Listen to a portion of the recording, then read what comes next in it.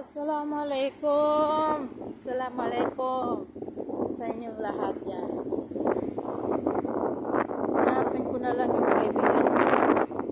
Puntahan ko na lang doon sa isang bus stop kasi para dumating na siya.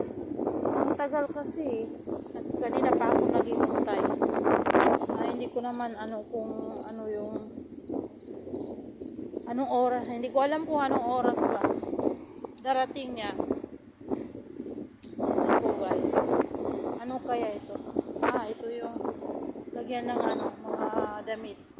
Kanto na yung mga damit na ibang hindi natin na kailangan na damit. So, para may pakinabang, ibigay na lang dyan sa box na yan. Para magamit ng mga kailangan. Ganito dito guys, paggabi naglalakad ako kasama yung kaibigan ko na yan. Tapos ayun, pagkatapos namin mga alas 6:30 wala na, maglalakad na lang kami. Medyo may kalayuan kasi ang lugar niyo,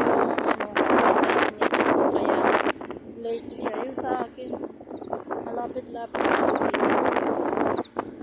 Malapit lang dito. Ano ba yun? Malapit lang. So eto, mga damo-damo dito. Nakikita nyo naman. May kasalubog tayo dito. Kunwari, may katawagan tayo kasi nakakaya naman. Yung isipin niya, ginagawa ng babae na yun na nagbi-video. Ito. Ayan. Lahat dito. Dito yung street lang sa kanila. So, abangan ko na lang siya dito. Saan kaya mag-stop ang babae na yun. Sana mapanood mo itong video ko. Laki-laki tao. Pero hindi ko napakita sa inyo. Papakita ko sa inyo. Okay. Kuhaan natin sa likod. Akala ko siya na. Sana ba yung babae na yun? Ano yan? Saan kaya mag-stop yun? Doon din sa bus station. Ay naku, ang tagal naman ng droga. Nakahala ka dyan. Ito. Nandito yung street lang sa kanila. Sa amin, dito naman yung street namin. Dito yung street namin. Dire-diretso yan hanggang doon sa stoplight. Sa unahan ng stoplight, doon ako nakatira. Sa kanya naman dito, malayo-layo po yung sa kanya. Mga dalawang stoplight pa yun sa kanya.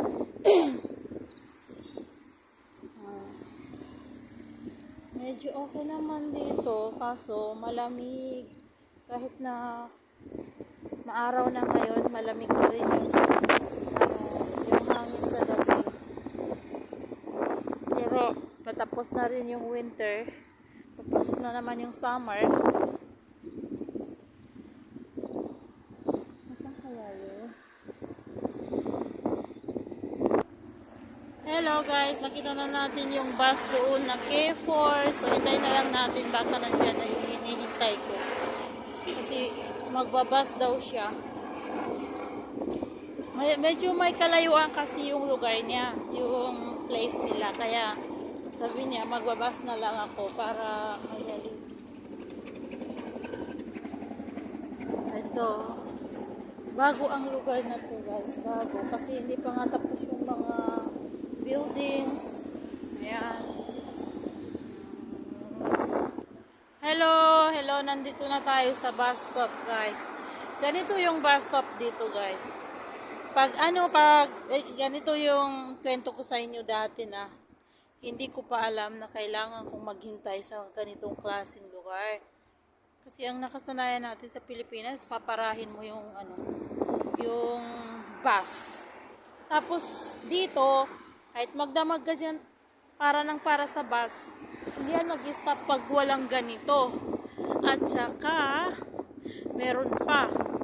Pag ang number ng bus na pupuntahan mo ay wala dito sa ganitong uri ng place, yung bus stop na to, kailangan titingnan mo muna diyan kung anong number ng bus ang dapat mong sakyan. Kasi pag hindi magkatugma yung number ng bus na pupuntahan mo, huwag kang maghintay dito kasi hindi ka rin makakasakay.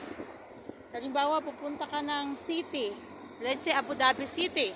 So, huwag ka dito maghintay kasi masasaya lang yung oras mo sa paghihintay. Hindi ka makakasakay dito kahit na ito ay bus stop. Kasi ang bus stop na to ay para lang sa K4. Yan K4. K4 lang talaga ang dadaan dito. Ayan, K4 lang ang dadaan dito. So, hindi ka makakasakay dito ng papuntang city. Papuntang city kasi galing dito sa Khalifa City ay 160 at saka 161. So, wala yon dito. Hindi ka pwede. Kaya kailangan mong alamin kung anong number ng bus ang dapat mong sakyan papunta doon sa gusto mong puntahan na lugar para hindi ka mawala at saka hindi ka maghintay ng wala. Ayan, sana kaya yung hinihintay ko na po. Problema to. Okay guys, so papasok tayo ngayon dito sa bus stop.